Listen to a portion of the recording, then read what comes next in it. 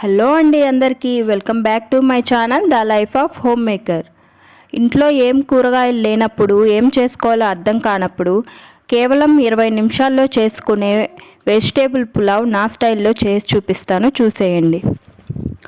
ముందుగా 4 గ్లాసుల బియ్యం తీసుకొని 2 సార్లు కడిగి 15 నిమిషాలు నానబెట్టుకోండి. ఇప్పుడు నేను చేసే క్వాంటిటీ 2 మనుషులకు సరిపోతుందండి. ఇప్పుడు ఆనియన్, టమోటో, క్యారెట్, పొటాటో, పచ్చిమిర్చి కట్ చేసి పెట్టుకోండి. ఇప్పుడు ఒక కడాయిలో ఆయిల్ వేసి హోల్ స్పైసెస్ వేసుకోండి. తర్వాత మిర్చి, ఆనియన్స్ వేసి ఫ్రై చేయండి.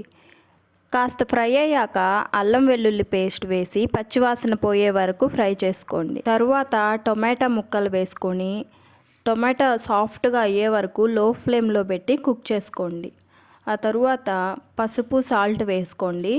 కొంచెం కారం వేసుకొని అన్నీ ఒకసారి కలిపి మనం కట్ చేసి పెట్టుకున్న వెజిటేబుల్స్ అన్నీ వేసుకోండి.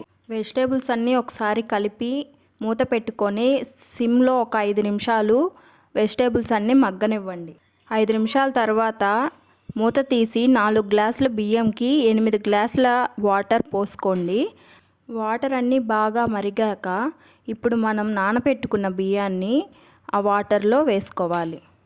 బియ్యం వేసుకున్నాక ఒకసారి కలిపి ఒక 10 నిమిషాలు మూత పెట్టి మీడియం ఫ్లేమ్లో ఉడికించండి. 10 నిమిషాల తర్వాత మూత తీసి మళ్ళీ ఒకసారి కలిపి ఇంకో 5 నిమిషాలు లో ఫ్లేమ్లో ఉంచండి.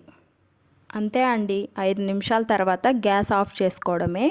సింపుల్గా వెజిటేబుల్ పులావ్ రెడీ అయిపోయినట్లే. ఈ పులావ్లోకి నేనైతే రైతా కాంబినేషన్గా చేశాను. చికెన్ కర్రీలోకి కూడా ఈ పులావ్ చాలా బాగుంటుంది.